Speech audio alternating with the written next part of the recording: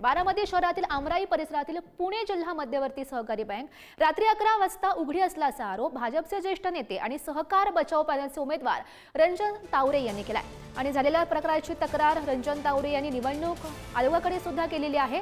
त्यामुळे पुणे जिल्हा मध्यवर्ती सहकारी बँक माळेगाव सहकारी साखर कारखान्याच्या सभासदांच्या याद्या नेमक्या कशा आल्या असा सवाल त्यांनी उपस्थित केला। पुणे जिल्हा मध्यवर्ती सहकारी बँकेच्या बाहेरून आढावा घेतलेला आहे आमचे प्रतिनिधी जयकुमार जाधव यांनी। बघूयात।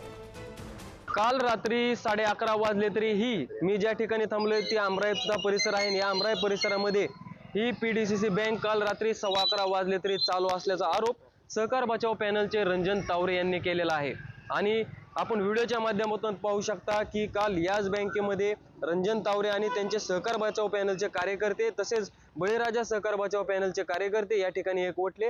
त्यांना ही रात्रीची बँक चालू सापडली आणि त्यावेळेस या बँकेमध्ये माळेगाव सहकारी साखर कारखान्याच्या याद्या त्या ठिकाणी सापडल्या आणि या याद्या बघूनच पाकिट तयार केले जात असल्याचा आरोप सहकार बचाव पॅनलचे रंजन तावरे यांच्याकडून केला जातोय। आणि रंजन तावरे यांनी हा संपूर्ण प्रकाराची तक्रार निवडणूक आयोगाकडे केलेली आहे। निवडणूक आयोग यावरती काय पाऊल उचलणार, काय नेमकी संपूर्ण तपास करणार हे पाहणे महत्त्वाचे असले तरी आता उपमुख्यमंत्री अजित पवारांनी मागे भाषणामध्ये देखील सांगितलं होतं की मी संपूर्ण यंत्रणा वापरून मी माळेगाव सहकारी साखर कारखान्याची निवडणूक लढणार आहे। त्यामुळे या पुणे जिल्हा मध्यवर्ती सहकारी बँकेचा देखील यामध्ये समावेश होतो का असा प्रश्न रंजन तावरे यांच्याकडून उपस्थित केला जातोय। त्यामुळे आता या संपूर्ण प्रकारावरती रंजन तावरे यांनी केलेल्या आरोपांवरती राज्याचे उपमुख्यमंत्री अजित पवार हे काय उत्तर देणार हे पाहणे महत्त्वाचे ठरणार आहे। जयकुमार जाधव, पुढारी न्यूज, बारामती। तर बँकेची वेळ ही 5 वाजेपर्यंत असते। इतक्या वेळी ही बँक उघडी होती। त्या ठिकाणी माळेगाव सहकारी साखर कारखान्याच्या मतदारांच्या याद्या होत्या का होत्या? सहकारी संस्था, शिक्षण संस्था यांच्या देखील याद्या त्या ठिकाणी होत्या। बँकेचा लोड वाढला असावा त्यामुळे रात्री 11 पर्यंत बँक उघडी असावी अशी प्रतिक्रिया दिलेली आहे युगेंद्र पवार यांनी। माळेगाव सहकारी साखर कारखान्याच्या निवडणुकीने आता वेगळं वळण घेतलेलं आहे। कारण की काल बारामतीतली आमराईतली जी पीडीसीसी बँक आहे ही बँक रात्री 11:30च्या सुमारास चालू असल्याचा आरोप सहकार बचाव पॅनलचे रंजन तावरे यांनी केलेला आहे।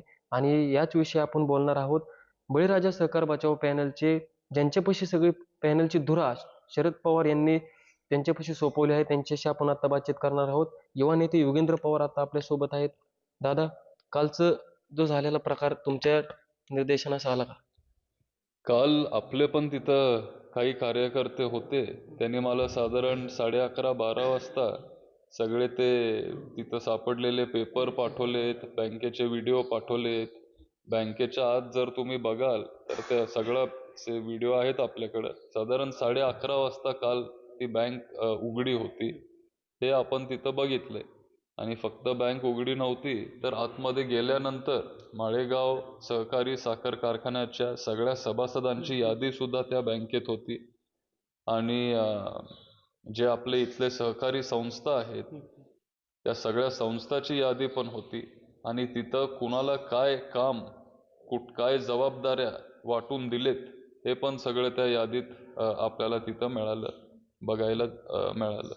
तो झालेला जो प्रकार आहे या संदर्भात तुम्ही निवडणूक आयोगाकडे जाणार आहात का? काय तक्रार दाखल करणार आहात का?